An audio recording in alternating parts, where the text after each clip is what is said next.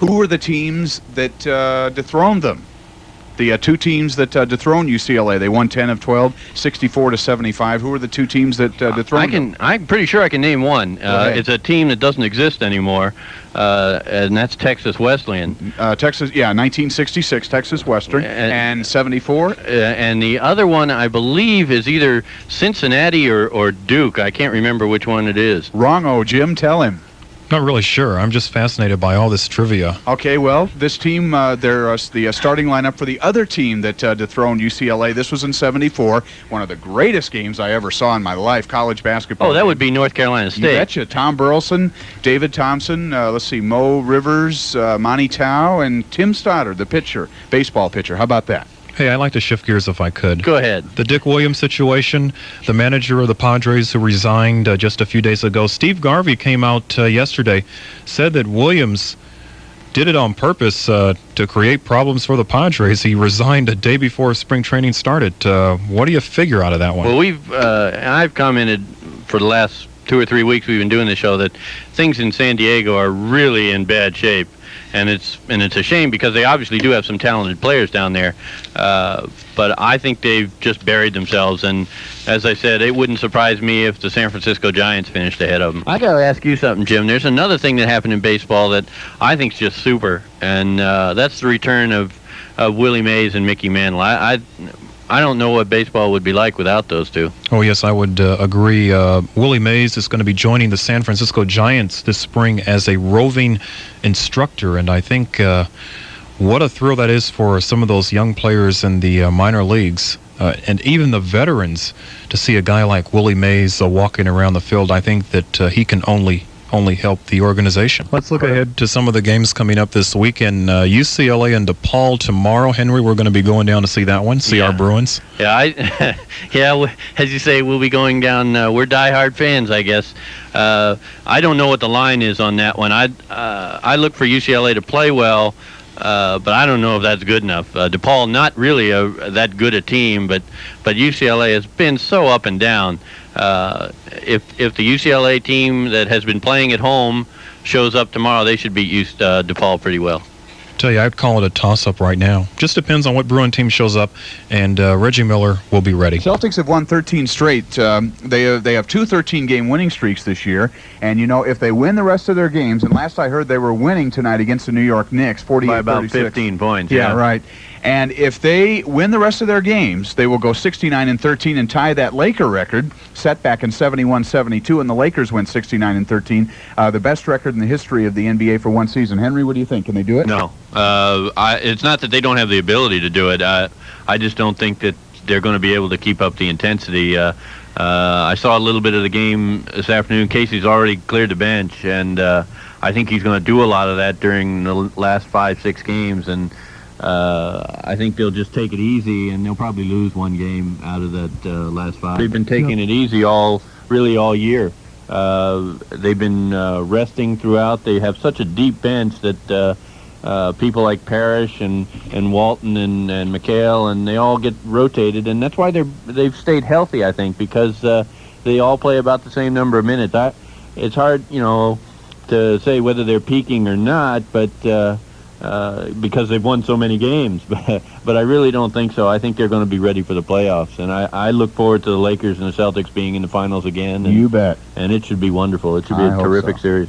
I'm still picking Boston to win it, and I think somewhere along the line somebody's going to knock the Lakers off. It's just a hunch. I think the Lakers are not going to make it to the championship series this year in the NBA. We have another caller. Hello, Bob. Hello. This is Steve. Hi, Steve. My comment tonight is I agree with you earlier when you were talking about the Dodgers. Peter Guerrero was a loss. I don't think it's going to be the crippling loss if they had lost a starting pitcher. However, I think with the Dodgers, what they need is a long reliever. And they're talking about trades, and rather than trying to get a power-hitting left fielder, I think what they really need is a long reliever so that they can bring in one of the ones they have there at the very last there to get 3 outs for them. But it seems like if their relief pitchers go more than 2 or 3 innings, then they seem to get I'm shelled. going to take the Dodgers in the West, but San Diego's... Take Dodgers? Yeah, San Diego will give them a hard time, but I'll take the Dodgers. I think their pitching staff is just strong enough. I'm going to take the Mets in the National League East. I think that their pitching again is super strong, and Strawberry and that gang Gooden. I'm taking the Mets in the National League East. The American League East, there's a division where 5 different teams have won in the past 5 years, and I think you could throw a blanket over every team in that division. You can't count Toronto out of a chance of repeating, but I'm going with the Boston Red Sox, Wade Boggs and the crew. If they can get a little bit of pitching, I think they'll be there. And the American League West, boy, that's tough. Kansas City, I'll go. I'll give you my picks this year, and it's interesting. They're very close to yours, Bob. I picked the Dodgers, and I've said it. I don't think there's anything that could possibly happen to derail the Dodgers this year. And in the East, I'll go with the Mets, and I know John will hate that, but I just think they're too strong with their 1-2 punch at starting pitchers. In the American League West and the American League East, I have no idea. I'll go with California in the American League West just for hometown's sake, and I agree. I think if the Boston Red Sox can ever get any pitchers, whatever, they certainly have the hitters to do the job. If they get some pitching, they're going to be tough, and I'll pick Boston in the East. I think that's going to be the most fun division to watch this year without and question, see how it develops. And the National League East, on the other hand, it traditionally comes down, with 3 weeks left in the season, there's still 5 teams in the race, and I have a feeling that the Mets and the Cardinals, that those two are I think it's between those two, yeah. And if it's between those two, then you got to look for the pitching, and I think the Mets have a big edge with Gooden and Darling. Asking about the best hitter in baseball, and right now I would think it's Don Mattingly, because he not only hits for average, he hits for power. He drove in 145 runs or something last year. And I kind of, even though I'm from Boston, I hate the Yankees. I have to think Don Mattingly is one of the best hitters. Boy, if you're from Boston, I don't see how you could leave out Wade Boggs. I'm also from that area, and I'd have to say that Boggs would be my best hitter. Boggs went through the entire season last year without popping up at all, and that's amazing. One of the games at the end of the year, they was mentioning that. That's really amazing to go through a whole season without popping up at all. Certainly 2 of the premier hitters in the game today. Well, stay on the line with Rob, and he'll give you details on claiming those tickets for Tuesday night, and we hope you enjoy that game, and thank you for calling. Okay, thank you very much. Okay, Rick Welsh hits us up fast for those Dodger tickets, and let's see. Go ahead and throw that other trivia question out, and I think there's... well, go ahead and give us the question, John. All right, here we go. All right, 1980 through 1985, I want to know who are the top 3 home run hitters in the major leagues so far for the 1980s. First guess I'd like to take is Dale Murphy. Dale Murphy One of them is one of the 3, so that gets you a prize, and we've got a 1 prize per caller tonight. So you've won a prize, and you have your choice of tickets to the Rim of the World Rally demonstration ride, a T-shirt from Stroh's Light, or a large 2-item Domino's pizza. I'll take the pizza. Hello? Okay. You're on the air. Yes, I'd like to make a guess. Okay. Mike Schmidt. You got it. He's number 1, 223. All right. Okay, we've got a T-shirt or a demonstration ride at the Rim of the World Rally. Well, I'm going to be going out to the baseball park tomorrow, so I'll have to go with the T-shirt, I guess. I won't be able to make the race. Gonna go out to the Dodger Clinic. Yeah, my little boy wants to go out and get some autographs and some pointers, I don't blame him. You're on the air. Yeah, was it Steve Garvey? No, not Steve Garvey. Who was it in 4th place? In fourth place was Eddie Murray, and 5th was Reggie Jackson. Okay, somebody already tried. Somebody already established Mike Schmidt, but certainly a good answer. We've got line 3 on the air. Hi, is it Tony Armstrong? You got it. Bet it is. You got it. What's her name? Carol. Okay, thanks for listening, Carol. Uh-huh.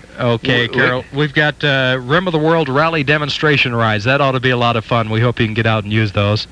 It's going to be a big event tomorrow. I hope so. Okay. How come we can't get a minor league team here? Like Abercut and Duke. They got one in Abercut. How come we can't get one here? Well, the area is simply not big enough. I guess the last figure I saw in the Antelope Valley was about 150,000 in the Antelope Valley, Lancaster, Palmdale, Mojave, Quartz Hill area. And Bruce Gary, our engineer, tells me that it's going up. the population is going up, but the area just isn't big enough. And with the major league team only 50 miles away, 50, 60 miles away, it'd be very difficult. Now, Bakersfield would be potential. The Dodgers do have a minor league team in Bakersfield, as a matter of fact. It's not. I've seen minor league teams in like Pittsfield, and you know about that. Single A teams. But I think it's really the climate. It's just too windy to play baseball out here. Line 3, you're on the air. Yeah, this is Bill from Palmdale. Hi, Bill. I enjoy your show a lot, and I really thought that Michael Cooper should have been on the all-defensive team. Oh, he was on the second team. Yeah, on the second team. Yeah. He plays awesome defense. He does, and he's a great three-point shooter, too. But he does not start, and I think that's why he was left off. Yeah, I think so, too. Well, I enjoy your program, and I just like to talk to you guys, so I'll be calling more often. Good. Glad to hear from you, Bill. Glad to hear from you. Good to have you on board. Okay. Thanks, Bill. Bye-bye. We go to line 1 as KAVL Sports Talk continues. Line 1, you're on the air. Hello there, this is your old buddy. This is the other Bill. Yeah, Bill, what's up? Hey, what's with? How'd you like those Lakers yesterday, man? Well, they got off to a 16-4 lead and just went on from there. They were ahead by 25 points in the third quarter, and it looks like another 4-game sweep. And like Henry said the other day, the Lakers are not going to get out of Texas, are they? They're going to play they've already beaten the Spurs. It looks like they'll beat the Mavericks, and most likely will draw the Rockets for the championship of the Western Conference. Yeah, if Sampson plays the way he's been playing, I really can't see how Denver can play with him. You're on Sports Talk. Hello. Hi, my name is Bill, and I had a question about the draft today. Okay. I'm a little upset with the Rams over their pick and why they didn't go for a quarterback. It seems to me they've always had traditionally a drop-back quarterbacks with no legs, and defensive backs are able to play our receivers a lot tighter. Get a quarterback that can move around, that the receivers could play, or the defensive backs could be a lot looser on our receivers, open up Dickerson. Well, they did pick up Hugh Millen from Washington, who is another drop-back quarterback, as you said. They do have a quarterback who can run in Kemp, but I guess they don't want to use him. Is it unkind that we all pick on Dieter Brock all the time? Because Dieter Brock did get him to the NFC Championship game, something a Ram team hadn't done since the 1979 season when the Rams actually went on to the Super Bowl, get to the NFC title game. Brock did get him there. You got to realize he did get him there. But is it just that people, being the large market LA is, people expect more, or is it just that the guy is no good? What do you think? No, I think there's a lot of truth to what you're saying. I think Dieter Brock was a good quarterback. I just think that the Rams are so predictable with their style of offense and drop-back quarterbacks that a scrambling quarterback would make the defenses wonder a little more, and therefore Dickerson would be able to run for 2,000 more yards, hopefully. You talk about the predictable offense of the Rams. It's been kicked around the station a little bit here about even when it's not just the drop-back pass, the pitch to Dickerson. How many times have we seen the quarterback just turn and shovel it to Dickerson? And I don't know, there's some people here at the station that think that's a little too predictable, too. Yeah, 3 out of 5 plays is to him, isn't it? You know, it's funny. We talk about quarterback controversies with the Rams. How many years have we gone through this? You know, it's almost like they're doing this on purpose just so that we have something to talk about. All the way back to Gabriel. Hayden Ferragamo. Remember James Harris? Remember Ron Jaworski? And I guess Norm Van Brocklin would have to be the greatest they've ever had, right? But I mean, you know, do the Rams do this just to create havoc or something like that, and then they bring in Barkowski. And let's not forget about Dan Pastorini. The Rams had him at one time too.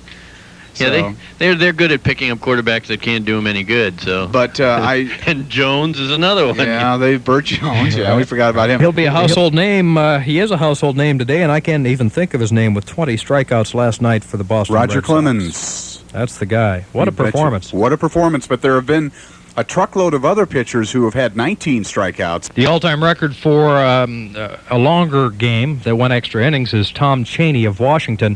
In 1962, he struck out 21 Boston Red Sox players, but he did that in 16 innings. That's a far cry from 20 in 9 innings.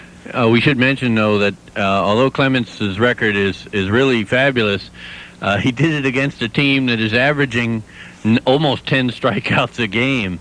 So they're really having trouble at Seattle, I guess it is. Well, he's that young man from Texas, the University of Texas, who a couple of years ago pitched Texas into the College World Series.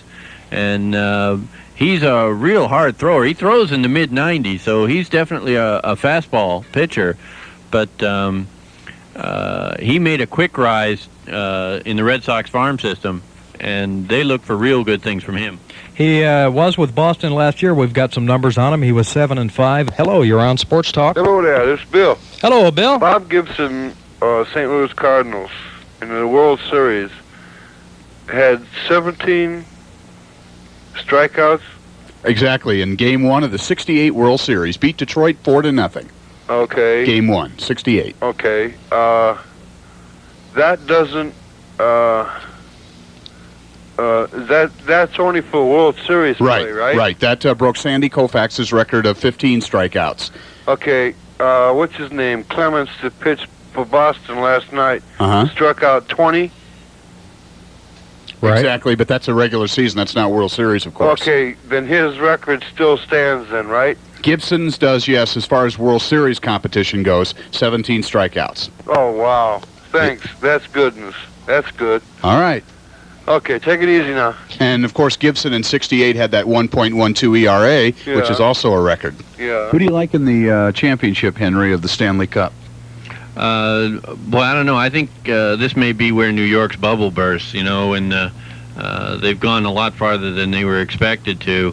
And so I think Montreal will make it into the finals.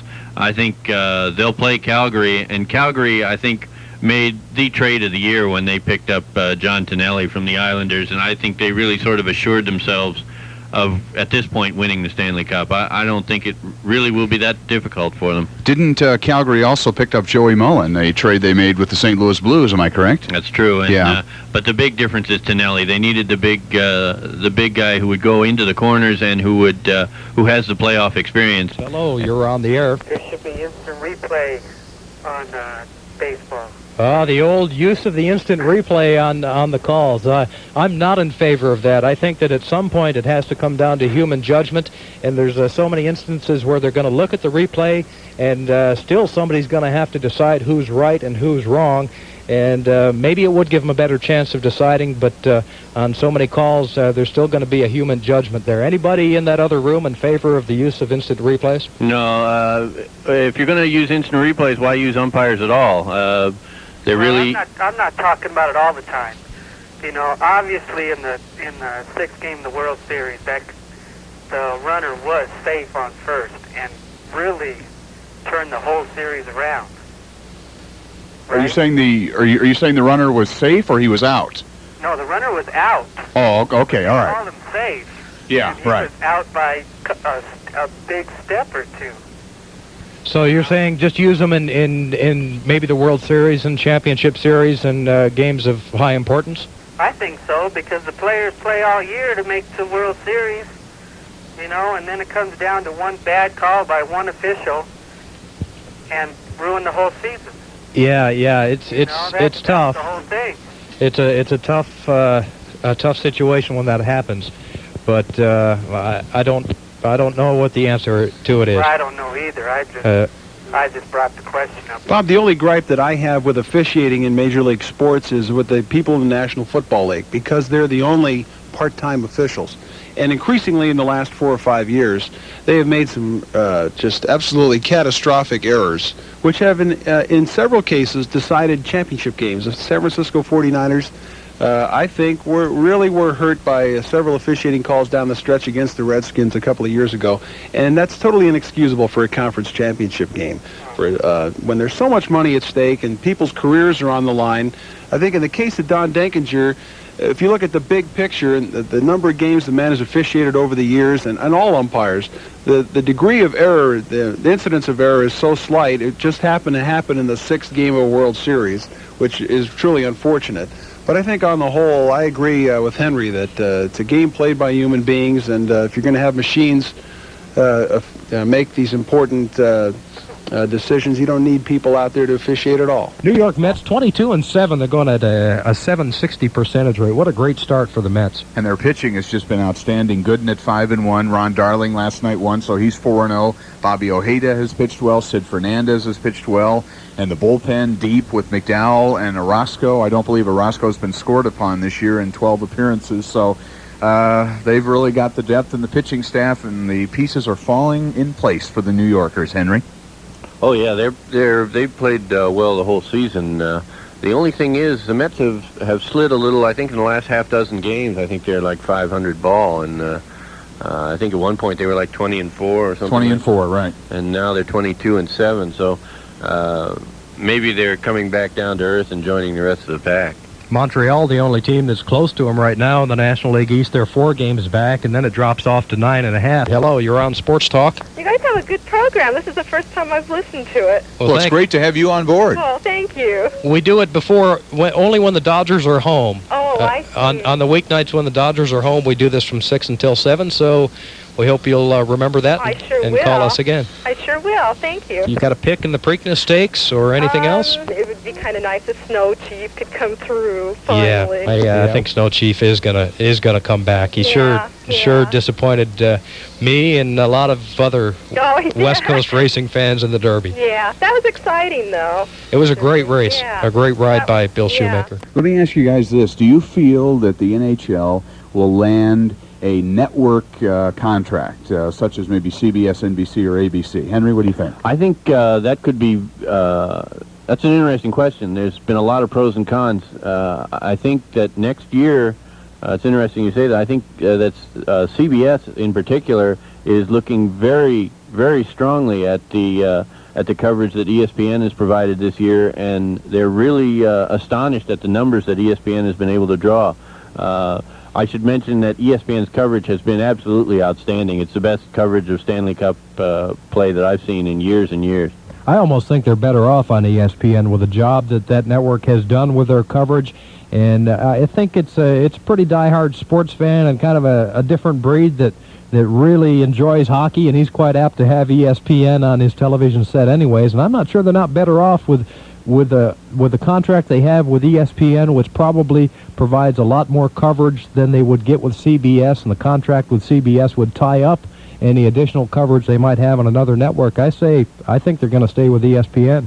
Right, I think it'll depend on numbers and dollars, really. I'd like to know if Ron LaFleur is still playing baseball, and if he is, what team he's on. LaFleur is out of baseball. I think he last year was about 82 or 83.